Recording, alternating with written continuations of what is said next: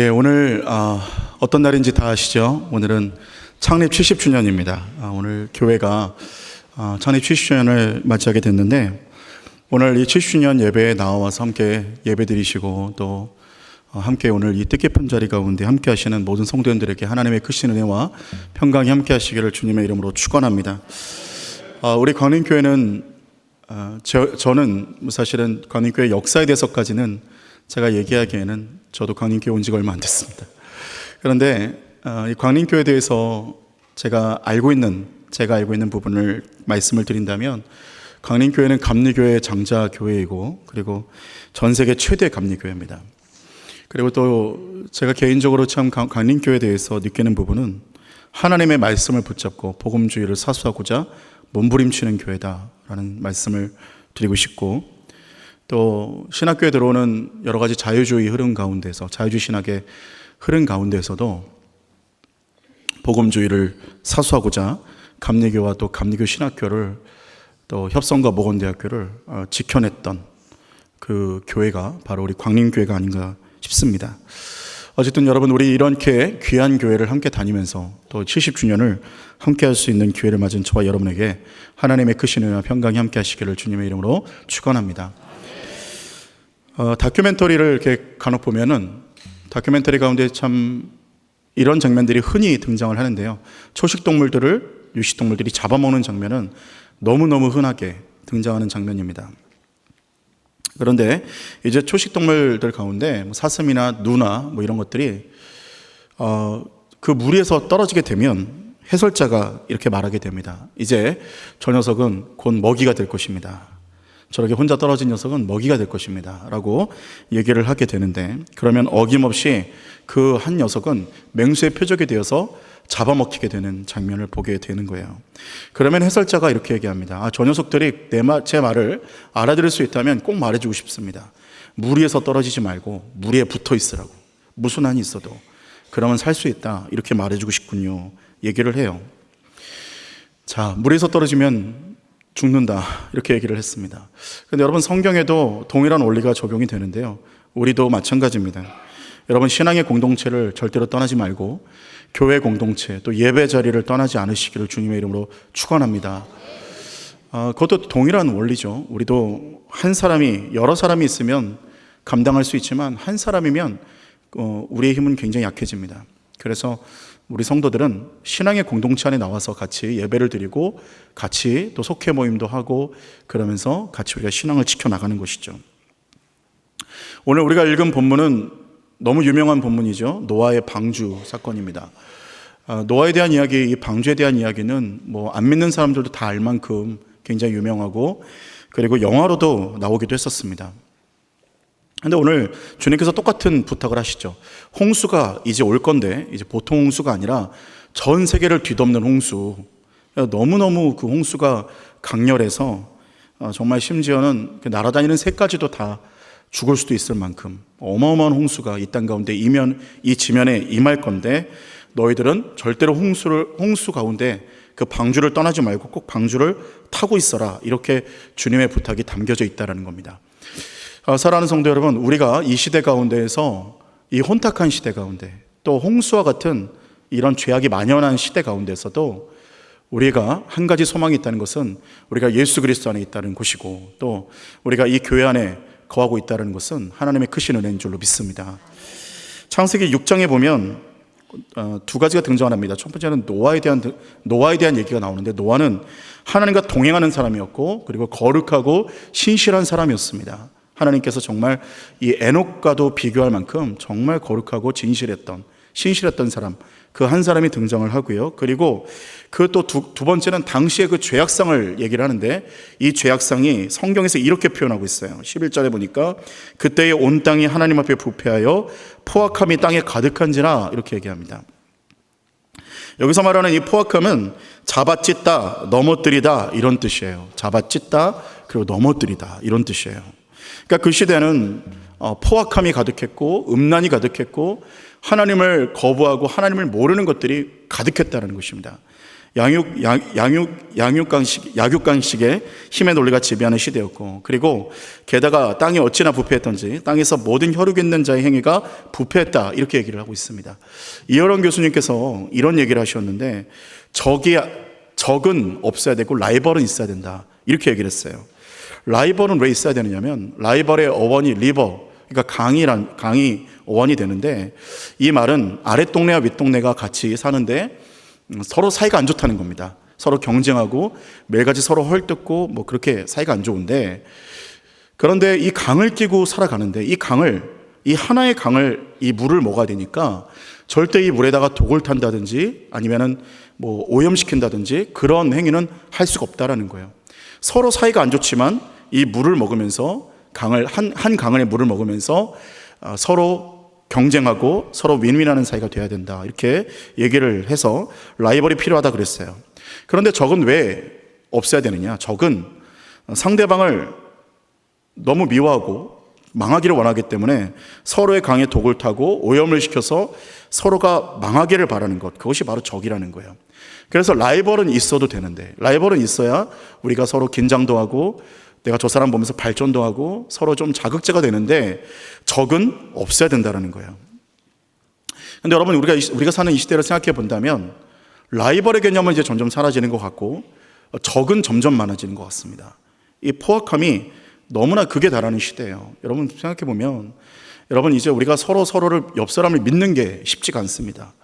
옛날에는 옆집을 믿을 수가 있었고 이웃을 믿을 수가 있었고 지나가는 사람도 믿을 수가 있었어요. 근데 여러분, 이제 이웃을 믿을 수가 있고 옆집을 믿을 수가 있고 지나가는 사람 믿을 수 있습니까? 이제 그런 시대가 아니라는 거예요. 점점 가면 갈수록 포악해지는 시대라는 거예요.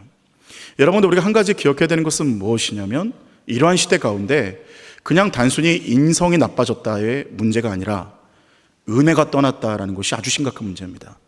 여러분, 그래서 혹시라도 누군가를 굉장히 미워하는 마음이 지속되고 있고 이 마음이 자꾸 없어지지가 않는다면, 이것이 내가 지금 은혜를 받지 못하고 있다라는 그것을 우리가 볼 수 있게 보아야 된다는 거죠. 내가 은혜 가운데서 좀 떠나고 있구나. 만약에 은혜가 임하면 다른 사람이 미운 것도 용서가 될 수 있고, 내 남편도 이뻐 보이고 내 자식도 이뻐 보이고, 그렇죠? 네. 성적표가 F가 막 다 떠 있어도 F가 원래 좋은 알파벳인가 보다, 이렇게 이해심이 높아지는 거죠. D나 F가 되게 이뻐 보이잖아요, 그렇죠? 그래서 여러분, 그래서 그 은혜가 있으면 모든 게 해결이 된다라는 거예요. 그래서 서로 사랑하지 못하는 것의 가장 결정적인 이유는 은혜가 없다라는 겁니다. 우리는 어차피 서로 사랑할 수 있는 존재는 아닙니다. 사랑이 안 돼요. 그러나 하나님의 은혜가 임할 때 하나님의 원형인 사랑이 우리에게 임하게 될 줄로 믿습니다.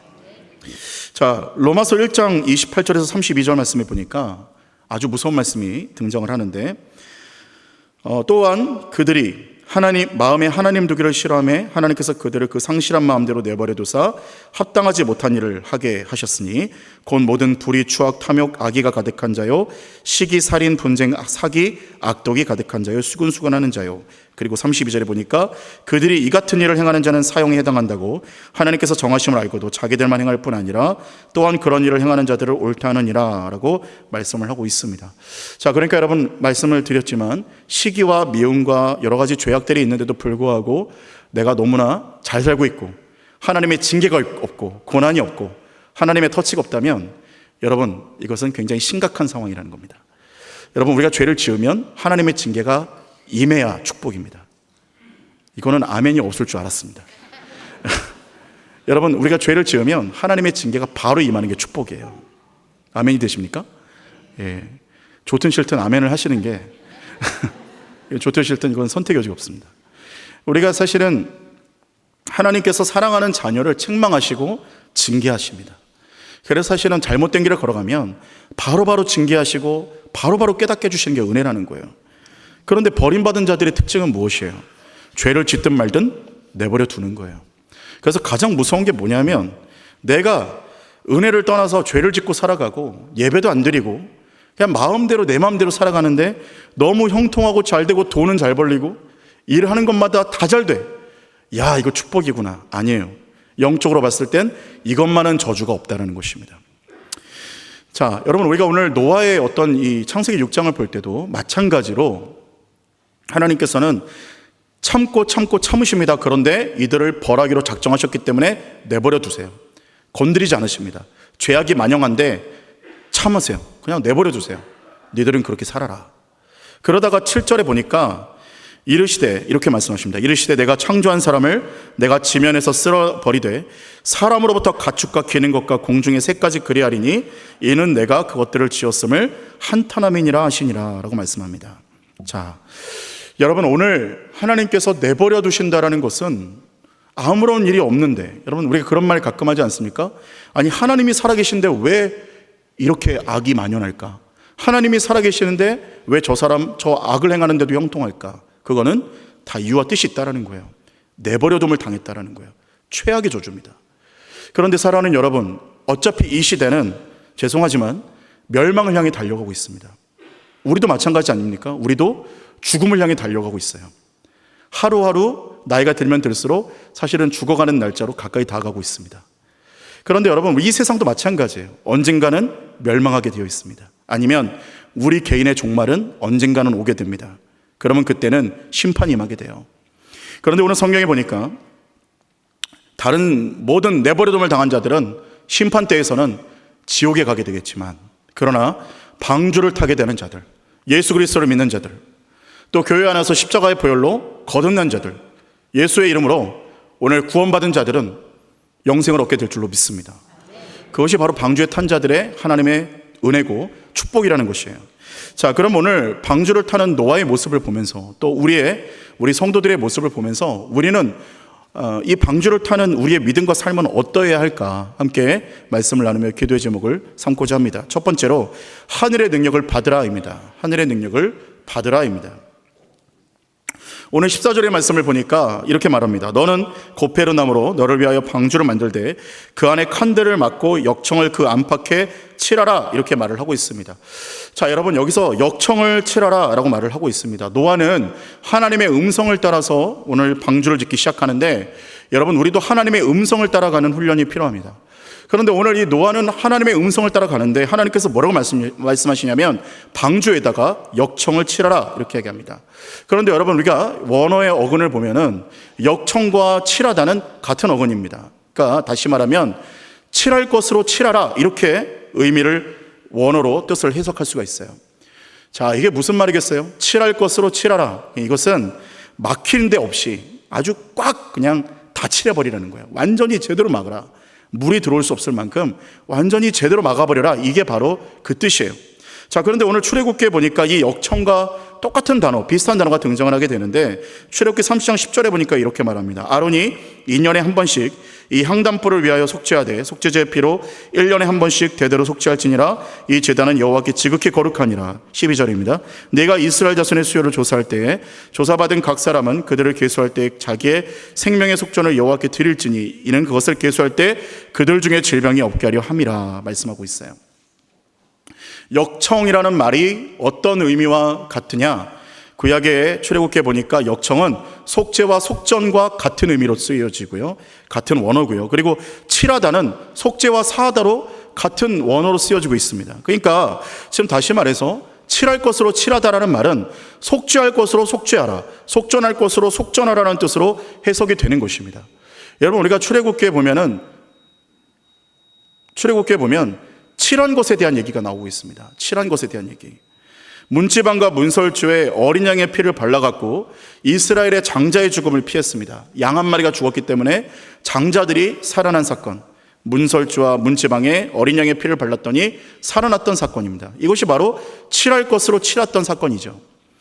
그것이 완전하게 막아버린 사건이에요. 오늘 거기서 뭐라고 말하냐면 속죄할 것으로 속죄하다. 이것은 완벽하게 죄사함 받을 수 있는 것으로 죄사함을 받으라, 이렇게 얘기하고 있는 내용과 같습니다. 자, 그럼 우리는 여기서 이 내용에 보면서 두 가지를 깨닫게 되는데, 먼저는 어린 양 예수 그리스도의 보혈만으로 구원을 얻는다는 사실을 우리는 알게 된다는 겁니다. 여러분, 우리가 다시 말해서 칠할 것으로 칠해야 구원을 받는다.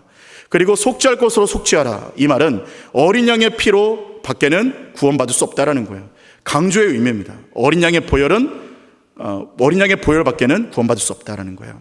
어떤 목사님께서 찬송할 때 이렇게 찬송하시더라고요. 주의 보혈 능력이 있도다. 이 찬송 부를 때 주의 보혈 능력이 있도다. 한 번을 더 부르시더라고요. 보혈을. 그러면서 왜 그러시냐면 보혈의 능력을 좀 더 받고 싶은 그 마음에 보혈 강조한다라는 겁니다. 보혈이 얼마나 중요한지. 여러분, 이 시대 가운데 갑작스럽게 등장하는 교회 모습 중 하나는 이런 교회 모습이 있습니다. 고객 중심 교회의 모습이 있대요. 고객들을 잘 모시는 교회겠죠. 그러니까 이 말이 무슨 말이냐면, 예를 들어서 신약 성경 복음서에 보면 주님께 영생을 구했지만 예수님께서 네 재산을 다 팔고 나를 따르라 그랬을 때 젊은 부자 관리가 근심하고 돌아섰던 그 모습을 보면서 이 고객 관리 교회는 뭐라고 말하냐면, 그러지 말라는 거예요. 돌아서지 말고 예수 그리스도를 적당히 따라도 괜찮고 보혈을 믿지 않아도 되고 그냥 교회에서 예배 드리고 잘 출석하고 헌금만 잘하고 그러면 당신 구원받을 수 있습니다 라고 적당히 이렇게 해서 교회 출석률을 올리는 그런 고객 관리 교회, 고객 중심 교회의 모습이 요즘 드러나고 있다는 겁니다. 자, 그런데 여러분, 오늘 이것이 바로 하나님께서 말씀하시는 저주의 증거라는 것입니다. 여러분, 교회는 무엇을 말하는 곳입니까? 교회는 뭐라고 말해야 돼요? 예수 그리스도의 보혈 외에는 구원받을 수 없다라고 말해야 할 줄로 믿습니다. 여러분, 여기 계신 분들도 마찬가지입니다. 여러분, 교회에 일주일에 한 번 와서 내가 예배를 드리고 예수 그리스도를 믿진 않지만 목사님 말씀을 듣고 좋은 말씀 듣는 것이지, 그리고 도덕적인 교훈과 윤리로 생각하고 오늘 교회를 다니고 있고 종교인으로 살고 있다면 오늘 주님께서 여러분들에게 콜링하고 있다는 걸 믿으시기를 바랍니다. 예수 그리스도 외에는 구원받을 수 없습니다. 보혈 외에는 구원받을 수 없습니다. 여러분, 그러므로 인하여 예수 그리스도의 보혈 외에는, 내가 예수 그리스도의 보혈로 거듭나지 않으면 구원은 없다. 교회를 아무리 다녀도 내가 만약 예수님의 보혈로 구원받지 않고 거듭나지 않고 내가 보혈과 상관없다면 여러분, 죄송하지만 구원은 아닌 것일 수도 있습니다. 그래서 여러분, 제가 오늘 여러분에게 도전하고 싶은 것은 무엇이냐면, 오늘 이 자리에 나온 모든 여러분들이 칠할 것으로 칠하라, 속죄할 것으로 속죄하라. 주의 보혈 아니면 내게 구원이 없다, 내게 소망이 없다, 예수 그리스도의 십자가 연회가 아니면 내게 소망이 없다라고 믿으시는 저와 여러분 되기를 주의 이름으로 축원합니다. 자, 또 한 가지 오늘 여기서 주는 교훈은 무엇이냐면, 오직 말씀하신 대로 순종하라입니다. 칠할 것으로 칠하라가 어떤 교훈을 주고 있느냐? 말씀대로 순종하라. 15절에 이렇게 말씀해요. 네가 만들 방주는 이러하니 그 길이는 300규빗, 너비는 50규빗, 높이는 30규빗이라 이렇게 말합니다. 여러분, 우리가 한번 생각을 해보지만 말씀하는 것대로 사는 거 참 어렵습니다. 그런데 노아의 방주는 하나님께서 정해주신 설계도와 사이즈가 있습니다. 자, 길이는 300규빗, 너비는 50규빗, 높이는 30규빗이에요. 그런데 여러분, 우리는 생각해 봅니다. 내가 여기서 30규빗인데 20규빗 정도만 해도 될 것 같은 마음이 드는 거죠. 성령이 감동을 임했어요. 새벽에 감동을 막 임하는데 제가 예전에 섬기던 교회 담임 목사님이 새벽에 건축 때문에 기도를 막 하다가 하나님께서 은혜를 주셨다는 거예요. 그래서 집에 가서 사모님한테, 여보, 응답을 받았어. 그랬더니 사모님이 그랬어요. 왜요? 하나님이 사택을 아파트로 옮기래요? 이렇게 얘기를 하셨다는 거예요. 그랬더니 아니야, 하나님이 건축 헌금하래. 그랬더니 사모님이 뭐 잘못 들으신 것 같다고 건축 헌금을 더 많이 하래. 여러분, 우리는 우리의 생각과 좀 다른 응답이 오면 여기는 한 40규빗 정도 해야 되겠다. 어느 날 새벽에 너 전에 그때 받은 그 돈 건축 헌금, 성교 헌금으로 드려라. 그러면 사단아 물러가라. 이런 경우가 우리 했다는 거예요. 아니야, 이건 아니야. 주님이 그러실 리가 없잖아. 여러분, 근데 오늘 노아는요, 하나님이 정해주신 그대로 순종합니다.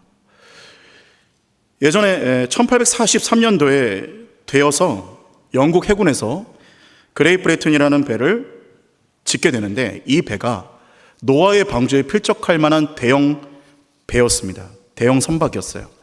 그런데 이때가 최초였습니다. 1843년도에 최초로 영국 해군이 이 배를 짓게 되었습니다.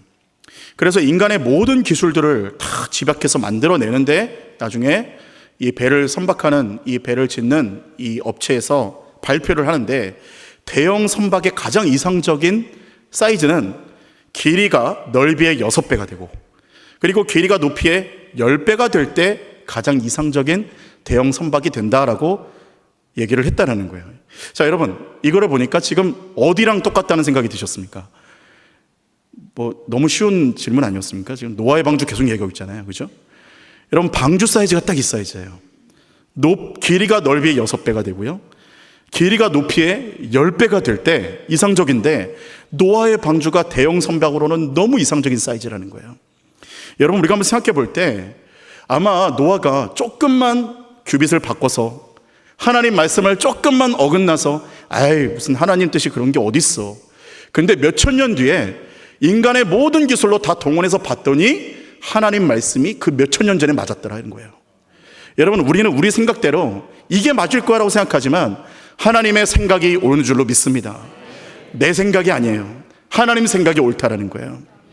미국과 일본의 전쟁 가운데 한 미군이 부대와 떨어져서 간신히 동굴로 피하게 됐습니다. 기도를 하기 시작했어요. 하나님, 미군을 보내주시옵소서. 그랬더니 응답이 왔습니다. 밖에서 일본군 부대가 왔어요. 그래서 이분이 원망이 들었습니다. 하나님, 미군 부대라니까요. 일본이 아니라 미군 부대라고요. 근데 일본군 부대가 와서 이제 죽었구나 하고 있는데, 일본군 부대 장교가 뭐라고 말하냐면, 이 동굴 앞에 거미줄이 있으니까 이 동굴 빼고 나머지만 다 수색을 해라. 그러고 전쟁이 밖에서 막 나고 있는데 이 동굴만 안전한 거예요.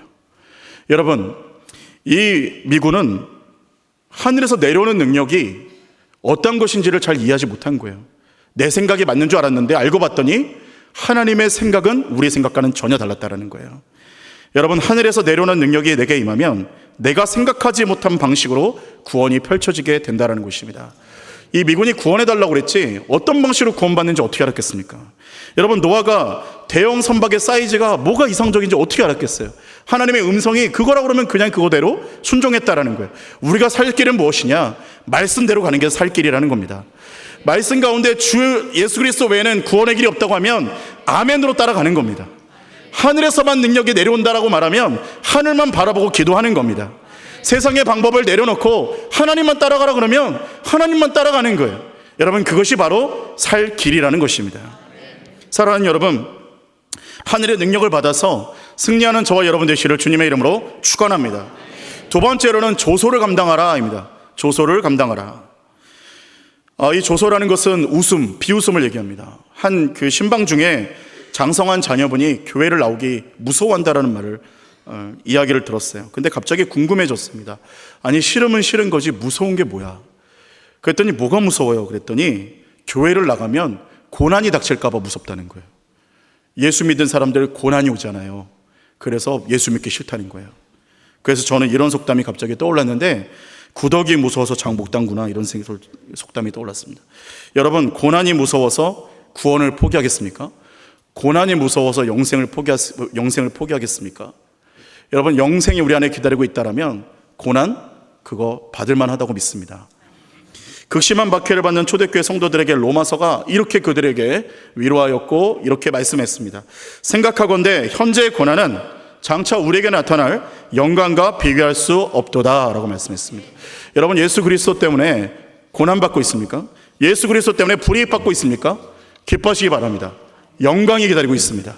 비교할 수 없는 영광. 할렐루야. 마태복음 5장 12절의 말씀 이렇게 얘기하고 있습니다. 기뻐하고 즐거워하라. 하늘에서 너희의 상이 큼이라. 너희 전에 있던 선지자들도 이같이 박해하였느니라 라고 말합니다. 그러니까 박해를 받을 때, 예수 그리스도 때문에 내가 손해보고 있을 때 뭘 깨달아야 되느냐? 하나님의 영이 지금 나와 함께 있다라고 믿어야 된다는 거예요.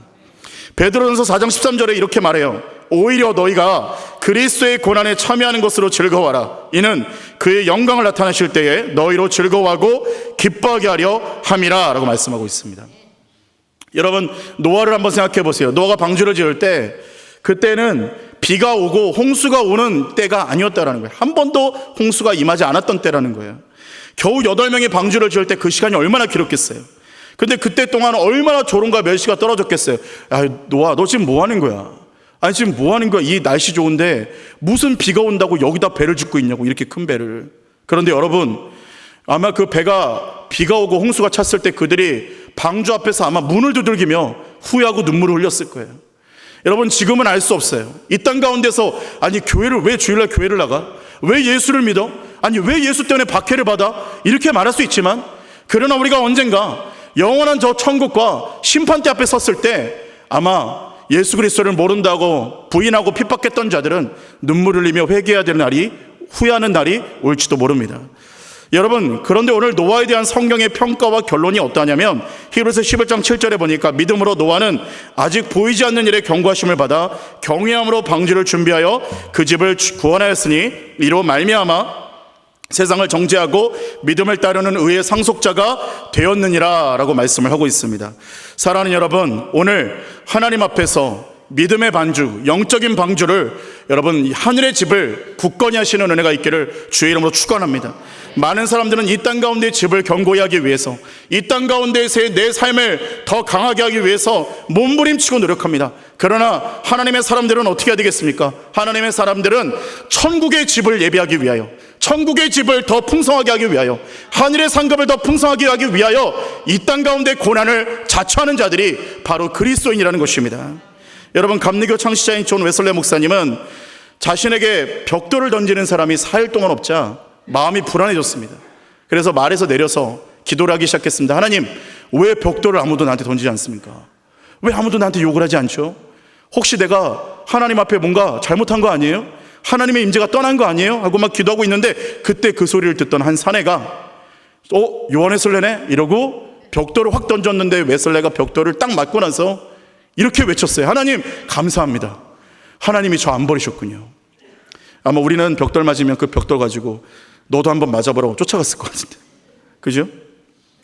그런데 여러분, 고난이 있다라는 것은 하나님의 영광이 있다라는 것을 여러분 믿으시는 저와 여러분 되시기를 주님의 이름으로 축원합니다. 마지막 세 번째로는 우리의 존재 목적은 주님의 손과 발이 되어 세상을 구원하는 것입니다. 우리의 존재 목적은 주님의 손과 발이 되어 세상을 구원하는 것입니다.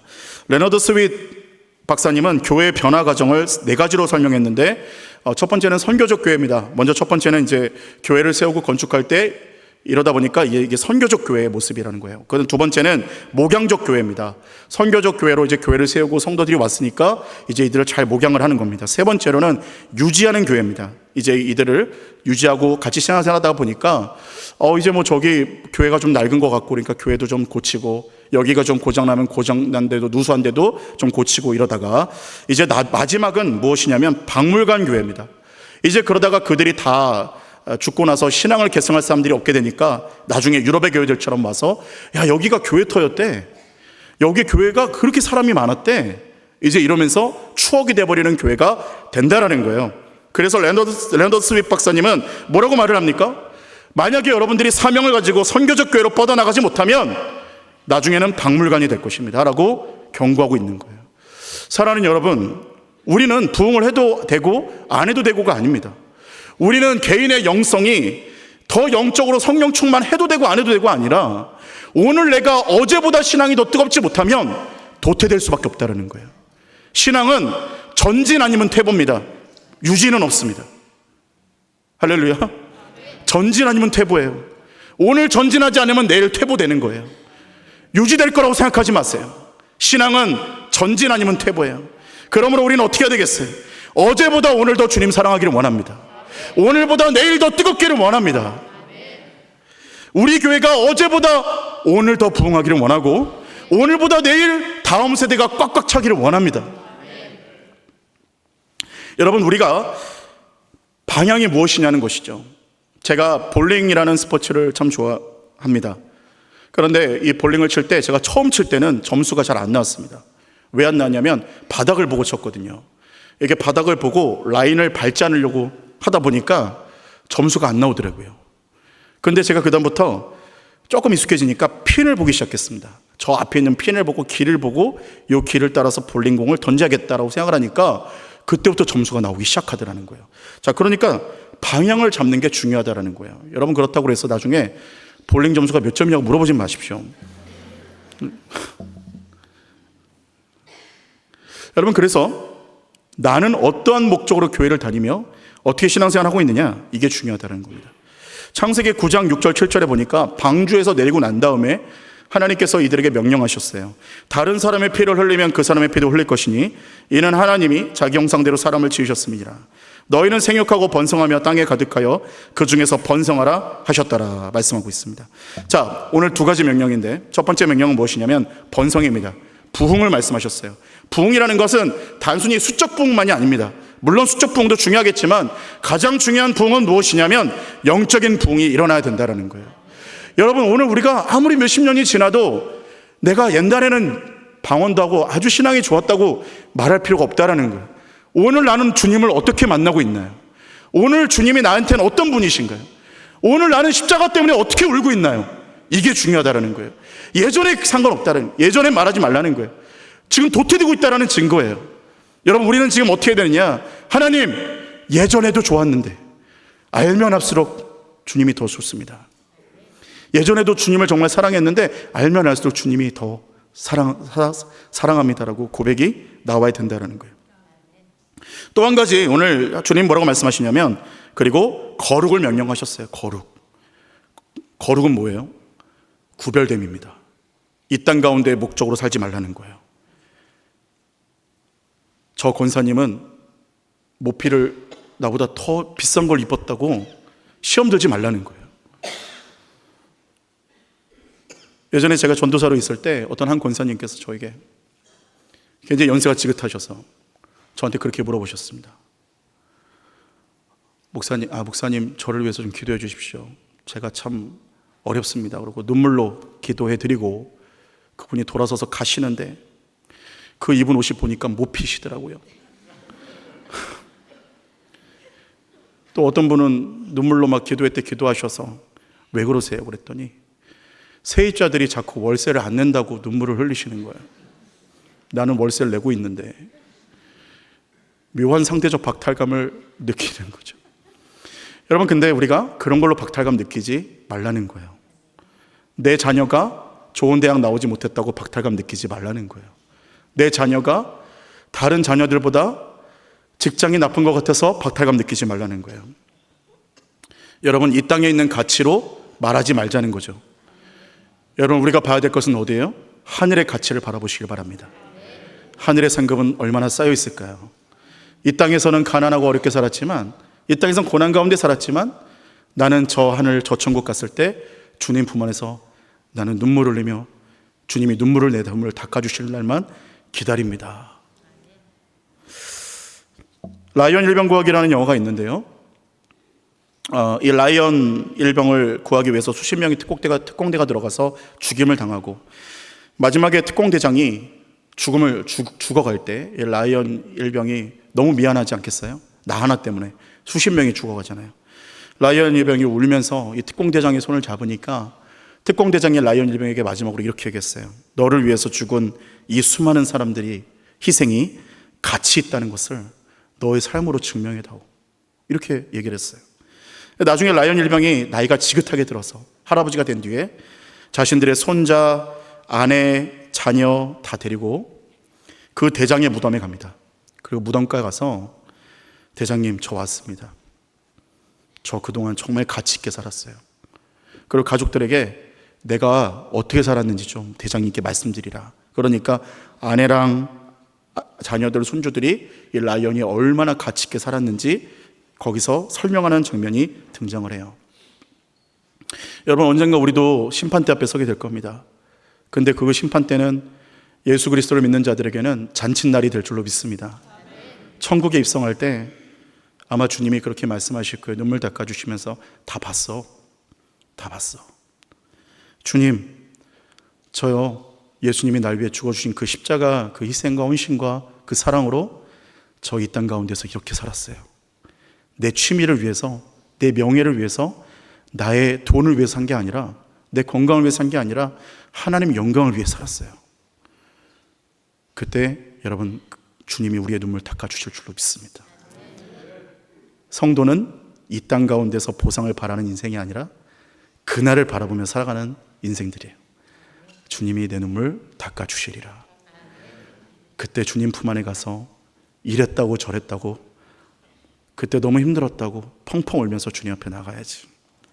여러분, 오늘 이 땅 가운데에서의 삶의 초점이 아니라 하늘의 초점을 맞으시는 저와 여러분 되기를 주님의 이름으로 축원합니다. 기도하겠습니다. 사랑의 하나님, 주님께서 우리를 불러주시고 우리를 인도하여 주심에 감사를 드립니다.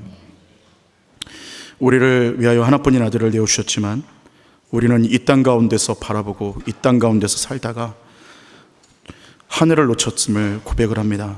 주님, 우리의 시선을 다시 하늘로 바라보게 하여 주시옵시고 하늘 영광을 바라보는 우리 모두가 되게 하여 주시옵소서. 주님께서 역사하실 것을 믿고 예수 그리스도의 이름으로 기도합니다. 아멘.